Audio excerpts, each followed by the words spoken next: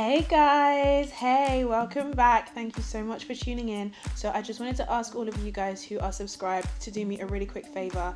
Take 2 seconds if you can right now, scroll down on your screen and click this bell. Basically, YouTube has changed and it's really the only way to make sure you're going to see your favorite creators' videos. Please just take 2 seconds right now, scroll down, and you'll be sure to get all our videos. Thank you so much for all your support and I hope you enjoy this video. Love you guys, bye. Focus!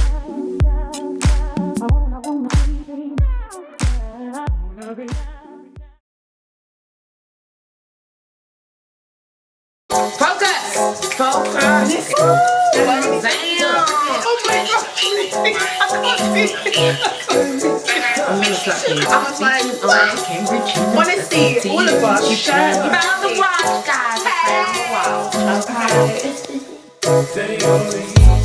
While your lips down, hips down. Hey everyone, welcome back to my channel. How are you guys all doing? So as you can see, today we have a very special guest. We have the gorgeous Nissy Tee with us today. Hi. I am so excited. We are here to discuss the topic of self-care and self-love.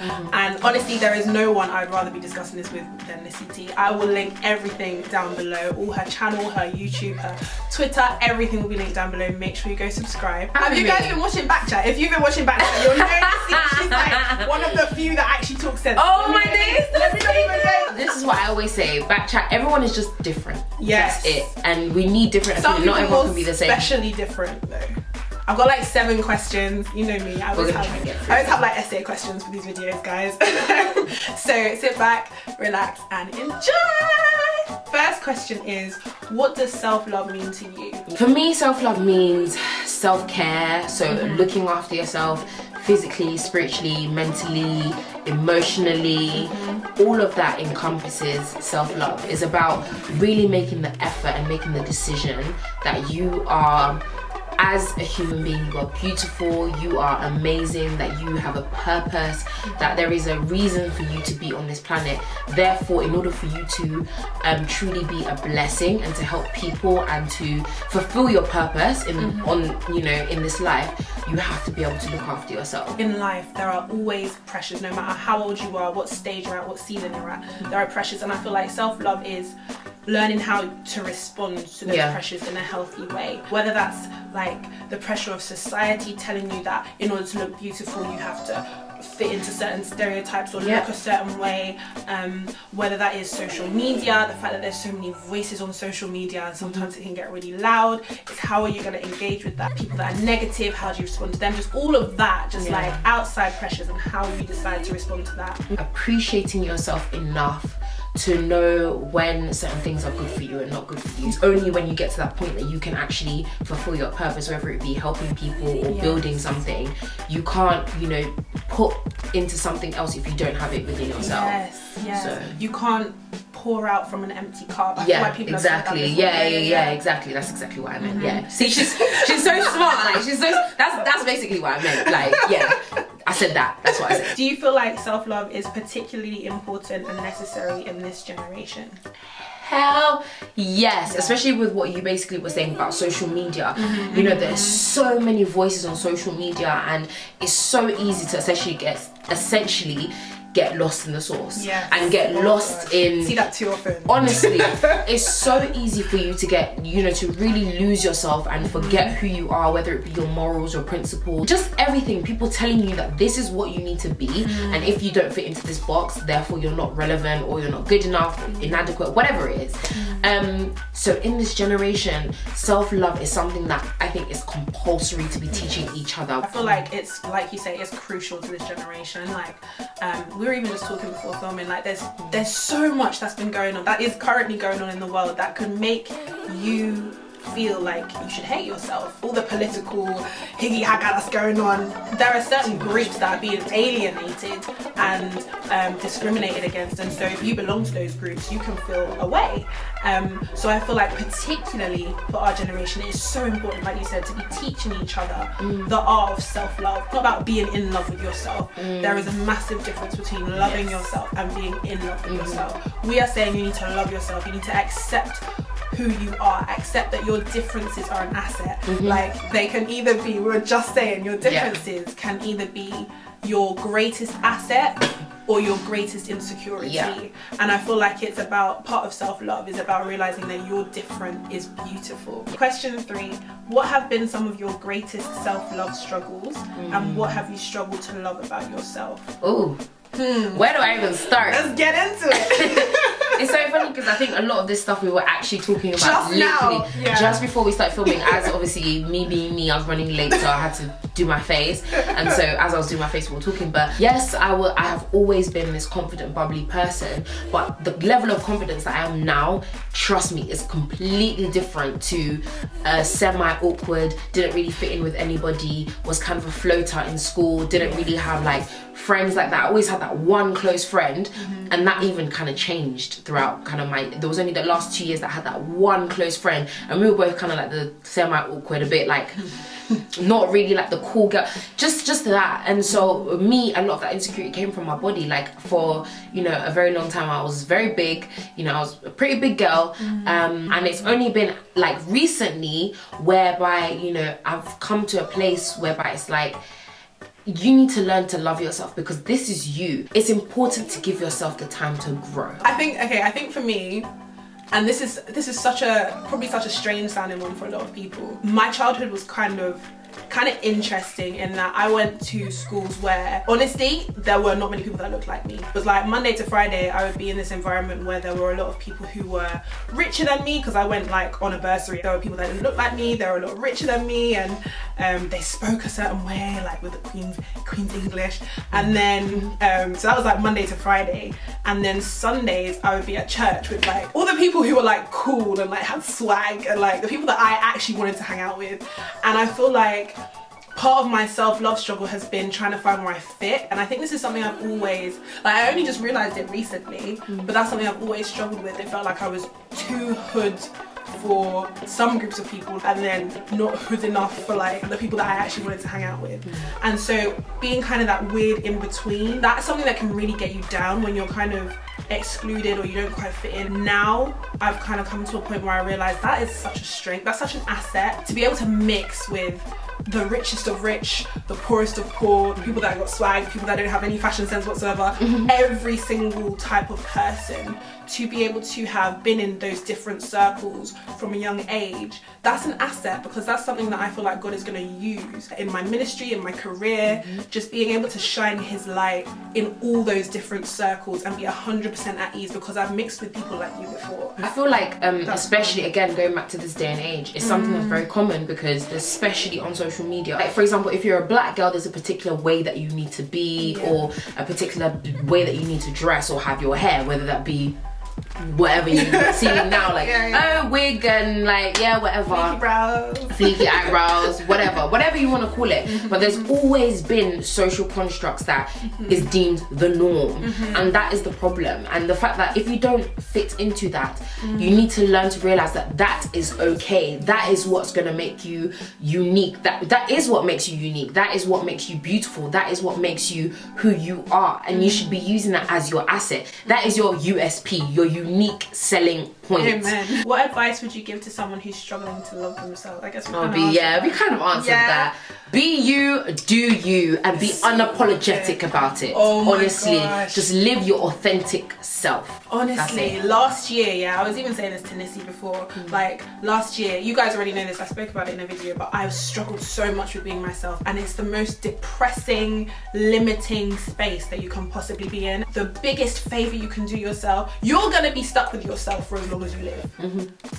So you may as well roll with it. You may as well embrace it. Have you ever faced rejection that made you question your worth? How did you overcome it? You know, whenever people think of rejection, you tend to think of like guys. Sadly, I've experienced a lot of that. Just not even necessarily from from the jump, but more so like I talk about it all the time. I've been in situations, I've been cheated on, I've had whatever. I've been through a lot with guys, and that's a form of rejection. It's hard because it makes you feel like you are inadequate. It makes you feel like you're not good enough. It makes you question yourself, like, oh, what did I do? Like, even when you know that it's not you and you're not the problem, it makes you feel like, oh my gosh, like, why does this keep happening, or what did I do? Sometimes you actually are the problem, but that's a whole story for another day. Sometimes that's the case. A lot of the time, you know that it's not you, it's just something around, and you know, I faced that, and it's hard. And it's hard to pick yourself up and brush yourself off, but you have to have faith. Yeah. You have to have faith that wherever, you know, you have been placed in, wherever maybe God has placed you, maybe it was you being stubborn and you didn't want to listen to God. God had already been warning you, which again has been the situation many times with myself. Either way, you are there, you know, that's just, you've ended up there. It's about what you do after that. You have to learn from it. You have to learn to pick yourself up and dust yourself off. Trust in God. If you really, really have faith in God, He came all the way up to that position with you. He's not going to leave you there. Someone even said something to me the other day. If He brought you to it, He'll bring you through it. Oh yeah. Do you know what? I love it. I went through my own share of this. I spoke on my channel already about baby boy antics. It's not easy. It's really not easy to deal with, especially if you're someone who has always had a strong sense of self-worth, and then you go through a rejection. It's like, oh, you're like, kind wow, of knocks you. Like, It this knocks actually you. happened to me. You're like a whole thing. Like, and I think you have to kind of, first of all, not let that person's actions make you question your self-worth. That is so important. Your self-worth is not determined by another person's actions towards you. It is an internal thing that you determine and you walk in regardless of external circumstances, right? And I think it's about, yes, take a moment to grieve what happened, to mourn, however, do you know what I mean? Get over it. That's a process. But don't wallow in it. Like, don't stay there. That is so important. Time is a healer. It's true what they say. You might feel like, oh, I'm never gonna get over here. But that, you know, give yourself a period of time. Embrace what happens, as hard as it is. And, you know, it happened for a reason. Like Nissy said, it was a trial, a test, a lesson God wanted to teach you. And you're all the better for it. You're stronger.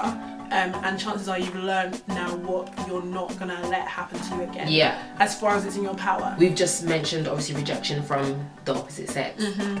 Fantastic, whatever. Moving on from them. But you can apply, you know, the things that we said to rejection, whether it be with a job that you really wanted, a particular school or a place of study that you really wanted to go to, or a uni that you wanted to go to, whatever it is. Everything that we've said still applies to that. What self-love advice will you give to your children? Oh, I can't wait actually to have kids. I can wait.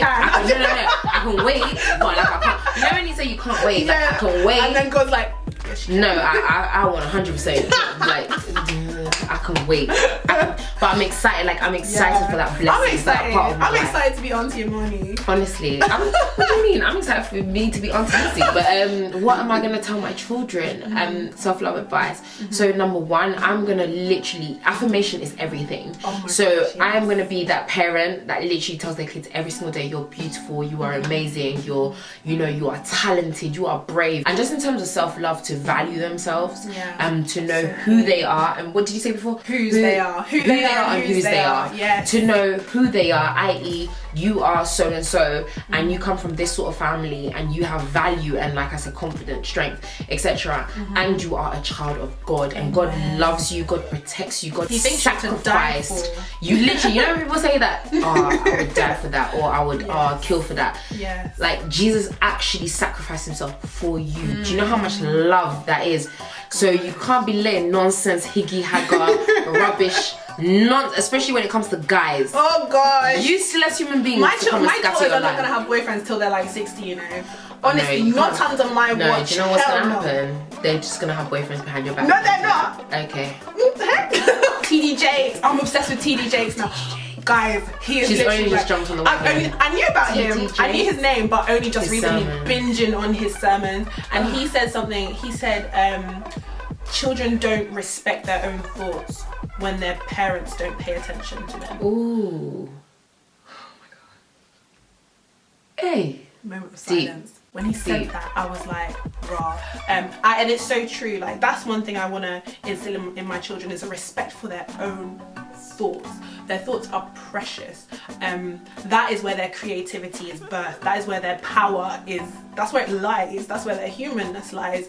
And so that for me is going to be so key, is let's talk to mummy. Tell me what's going on. Do you know what I mean? Having deep conversations from when they're young, from when they don't even know what they're saying, when they're like dad, actually no, it's gonna be mama first when they're babies. But yeah, from then, like having conversations about their thoughts, how they're feeling. That's such an important part of self-love, is learning to reflect. And what I think happens with children is that, you know, you have those conversations with your parents, and they're the kind of internal dialogues that you then take with you into adulthood, in terms of how should I deal with this situation, or this person said something about, oh, because of my skin color I'm not as important, but actually what do I know to be true based on the conversations I had with mummy and daddy when I was growing up. Do you know what I mean? All of that is what I'm going to have with my children, those conversations. And I think, like you said, instilling that love in them. You guys already know I'm soppy as anything, so I feel like I'm going to be that. She's going to instill a lot of love into her kids. I'm going to be that. Me, I'll still beat my kids. Oh, listen, I love them, but I'll beat their asses. I got beatings, you know. I got beaten. See, that's crazy, because I didn't really get beat like that. I got things chucked at me. Don't worry, no abuse out here. But my mum like always used to like shout and like threaten to chuck things at me. But I never got beat though. Did you not? But you're gonna beat your kids. Yeah, it's necessary. It's necessary. Don't come for us and be like, oh, they're talking about child abuse. Everyone has their different ways of parenting. Me, I believe in spare the rod, spoil the child. Hey, I believe in that completely. And it's only coming from a place of love and discipline. Yeah. So I'm gonna be that mum that is like sending them like WhatsApps, if WhatsApp still exists, like all the time, like I love you. Probably be like telegram messages. It'll be like telepathy. It'll be some kind of WhatsApp in your head. But like, just like you say, instilling that love so they know before they go to school, when they get in from school, you're loved, so dearly loved, and by God as well, who you are and whose you are. Last question is, how do you actually practice self-love, and what practical tips do you have? Having like a diary or a journal, or I have like this little notebook where sometimes when I'm really feeling some type of way, I write poetry. I know this sounds so weird, and it's probably nothing that I would ever even share, like ever, like no one's ever read it ever before. It's just between me and myself. But for example, even when I went on holiday by myself, that's another tip. Going and doing things on your own, I think are amazing. Like I went to take Greece. yourself on a date. Yeah, literally. I went to Greece for like 4 days. I was out there by myself. Absolutely loved it. It was time for me to just really be on my own and to reflect on who I was and what I want to do and what I want to achieve. Journaling is the number one thing that I do, just to kind of process my emotions and like reflect, etc. And what else do?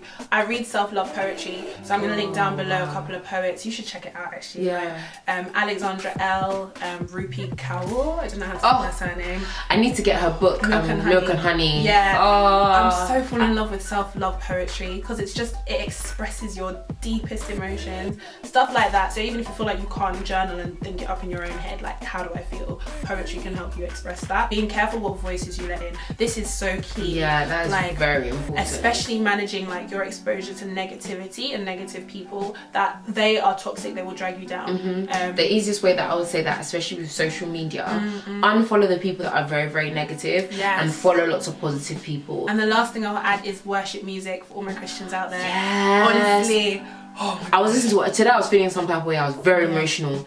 Worship music. Honestly, it helps you see yourself how God sees you. And the song I've been loving, I really want to shout this song out because I've been rinsing it. It's by Bethel, and it's called Pieces, and it's about God's love, and it's like you don't give your heart in pieces. Like, it's the most beautiful song. It's all linked down below. That is for, especially for people who love easily. It can be draining. like I'm one of those people. Check it out, listen to that. But worship music in general is so edifying, and it's such a good way to practice self-love. Guys, thank you so much. I'm so happy that we've got Nissy. Thank you so much for joining us. I'm so happy to be here. Thank you so much for having me, guys. Make sure you guys subscribe. Everything, like I say, is linked down below. Yeah, she's such a queen, so inspiring. I mean, if you guys don't know, where have you been? Like, where have you been? Honestly. But yeah, thank you so much for joining us. No, thank you so much. And I hope you guys have enjoyed it, and we'll catch you very, very soon. We just did a video on Nissy's channel too, so make sure you check that out. We'll catch you soon, guys. Bye, guys.